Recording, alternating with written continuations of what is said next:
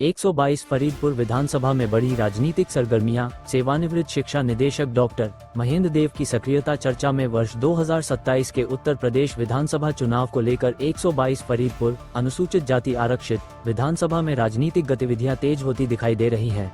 इसी बीच उत्तर प्रदेश के सेवानिवृत्त शिक्षा निदेशक डॉक्टर महेंद्र देव की राजनीतिक सक्रियता क्षेत्र में चर्चा का विषय बनी हुई है।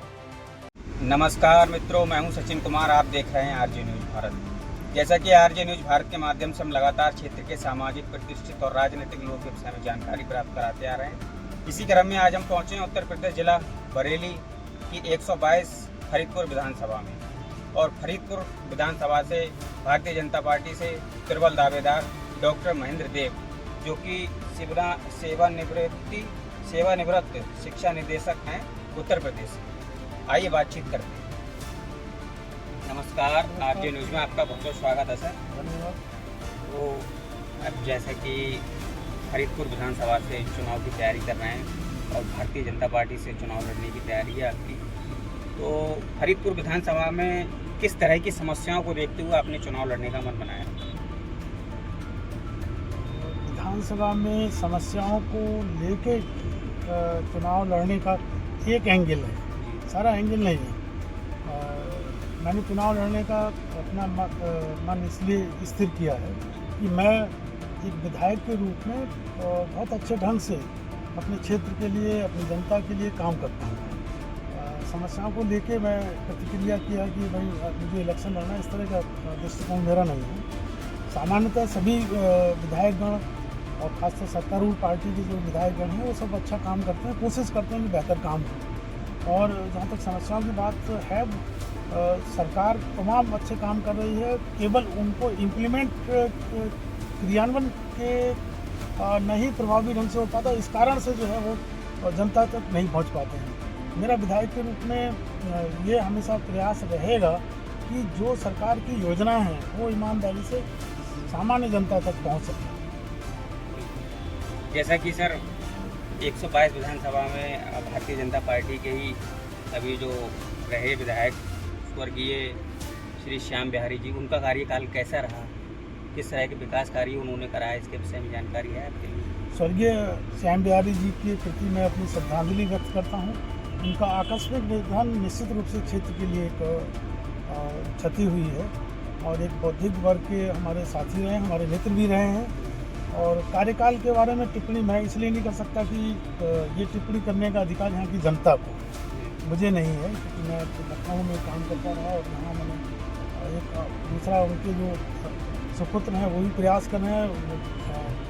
मैं कोई टिप्पणी करके उचित नहीं समझता। सर, वैसे क्षेत्र की प्रमुख समस्याएं क्या हैं, जिनको यदि आप एमएलए बनते हैं तो क्या कराना चाहते हैं सर्वप्रथम? देखिए, शिक्षा विभाग में कार्यरत रहने की वजह से मेरी सबसे ज़्यादा लगाव एजुकेशन पे है। क्षेत्र की शिक्षा व्यवस्था को सही करना ये मेरी पहली प्राथमिकता रहेगी। दूसरा, अगर हमारे यहाँ स्वास्थ्य की जो परिस्थितियाँ हैं, स्वास्थ्य की जो सुविधाएं हैं वो अच्छे ढंग से लागू हो जाएं तो निश्चित रूप से इसे लाभ मिलेगा। अन्य क्षेत्रों में स्ट्रक्चर वाली जो इंफ्रास्ट्रक्चर का है, सड़कें हैं, बिजली है, इन सब पर ध्यान देने की ज़रूरत है और सरकार दे भी रही है। बशर्ते जो हमारी प्रशासनिक मशीनरी है वो दुरुस्त होकर काम करे। अगर वो काम करेगी तो निश्चित रूप से सभी योजनाओं का लाभ हमें यहाँ नीचे मिलेगा। शिक्षा में तो बहुत काम किया है, मैं उसका साक्षी रहा हूँ और पिछले 5-6 वर्षों से हर योजना का प्रस्ताव भेजना और उसको इम्प्लीमेंट कराने के लिए मॉनिटरिंग करना, ये सब मेरे उसका मैं साक्षी रहा हूँ और मुझे लगता है कि बहुत अच्छा काम हमारे सरकार कर रही है। सर, रोजगार को लेकर के और युवाओं को लेकर के क्या कहना चाहते हैं? जैसे आजकल का युवा ज़्यादातर बेरोजगार देखने में आ रहा है। अपने क्षेत्र में घूमे तो सबसे ज़्यादा युवाओं की मांग है कि कोई रोजगार क्षेत्र में ऐसा कोई फैक्ट्री या कोई ऐसी कोई रोजगार का आयाम स्थापित हो कि उन्हें रोजगार मिले युवाओं को। इसके लिए आपका क्या प्रयास रहेगा? देखिए, रोजगार एक व्यापक शब्द है, इसमें केवल सरकारी सेवाएं शामिल नहीं हैं। सरकारी सेवाओं की संख्या बहुत कम है, प्रतिद्वंद्विता है, उसमें कंपटीशन है, लेकिन आपने देखा होगा वर्तमान सरकार में जो परीक्षाएं हैं उनमें भेदभाव नहीं है। पहले तो पिछले वर्षों में देखा गया होगा कि जो भी सिलेक्शंस होते थे किसी भी कोई भी भर्ती होती थी तो तमाम राजनीतिक दबावों के तहत जो है वो लिस्ट बनती थी, उनका सिलेक्शन होता था। आज की स्थिति में आप ये नहीं कह सकते कि कोई कहीं से लिस्ट आ गई वो सिलेक्ट हो जाए। जो परीक्षा दे रहा है सिलेक्शन हो रहा है, एक अच्छी पारदर्शी व्यवस्था बनी है। दूसरा, स्वरोजगार के जो अवसर गवर्नमेंट ने विभिन्न माध्यमों से उपलब्ध कराए हैं वो भी हमारे युवाओं के लिए एक अच्छे लाभ के अवसर हैं। तो सरकार कर रही है युवाओं के लिए, और मुझे लगता है इसको और अच्छा मजबूत कराया जा सकता है। और मैं शिक्षा विभाग के अधिकारी के होने के नाते आज जैसे कौशल विकास पे आज माननीय मुख्यमंत्री जी जो है वो इंदिरा गांधी प्रतिष्ठान में कार्यक्रम कर रहे हैं। आपने देखा होगा कि जो है तमाम जो हमारे विदेशी देश हैं, जापान है, चीन है, वहाँ पर स्वरोजगार के माध्यम से ही युवाओं को बहुत बड़ी आय इनको मिल रही है। उस तरह की संस्कृति विकसित करने की हमारी आवश्यकता है कि बच्चे जहाँ 10वां 8वां करें उसके बाद ही कुछ काम करना सीख जाएं ताकि वो कुछ कमा सकें।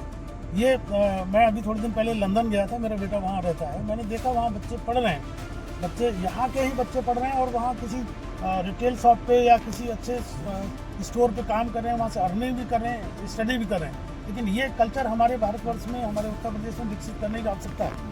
इस दिशा में जो है सरकार भी काम कर रही है, हमारे समाज को भी, हमारे संस्थानों को भी इसमें काम करना चाहिए। सर, देखने में आया, हम क्षेत्र में घूमे, किसानों की बहुत ज़्यादा समस्याएं हैं। किसान कह रहा है कि हमें यूरिया खाद वगैरह टाइम से नहीं मिल रही तो बहुत कम मात्रा मिल रही है, और जो आवारा पशु हैं उनको लेकर के बहुत ज़्यादा समस्याएं हैं क्षेत्र में किसानों के लिए। तो क्या कहना चाहेंगे? क्योंकि खाद की समस्या आप जान रहे हैं, जिससे फर्टिलाइजर की समस्या, जो हमारा युद्ध जो हो रहा है ईरान और अमेरिका के मध्य, उसकी उसका एक दुष्प्रभाव है। उसको रेगुलेट करने की सरकार प्रयास कर रही है और पशु कल्याण के लिए भी तमाम स्कीम्स लगाई हैं। बस मैंने आपसे पहले भी कहा था कि जो हमारी योजनाएं चल रही हैं उन योजनाओं को सही से इम्प्लीमेंट कराने की जिम्मेदारी हमारे जनप्रतिनिधियों की रहनी चाहिए ताकि उसका लाभ नीचे मिल पाए। उसमें कहीं पर कोई लीकेज ना हो, कोई भेदभाव ना हो, वो हम संकल्प लेते हैं कि हम उसको सभी कराएंगे। सर, क्या लग रहा है जैसे कि उत्तर प्रदेश में 403 सीटों में से भारतीय जनता पार्टी अब की कितनी सीटें निकाल सकती है? जिस तरह का काम किया है, मुझे उम्मीद है कि गत चुनाव से अधिक सीटें हमें जो है भारतीय जनता पार्टी जीतेगी। जैसा कि सर 122 फरीदपुर विधानसभा की जनता से हमारे चैनल के माध्यम से 2027 में जो चुनाव होने वाले हैं उनके विषय में क्या अपील करना चाहेंगे, क्या कहना चाहेंगे, अपने विषय में क्या अपील करना चाहेंगे? मैं अपने विधानसभा क्षेत्र की जनता को यही कहना चाहूँगा कि ऐसा जनप्रतिनिधि चुनिए जो पढ़ा लिखा हो, जिसको जानकारी हो, जो समर्पित हो, जो सर्वसुलभ हो।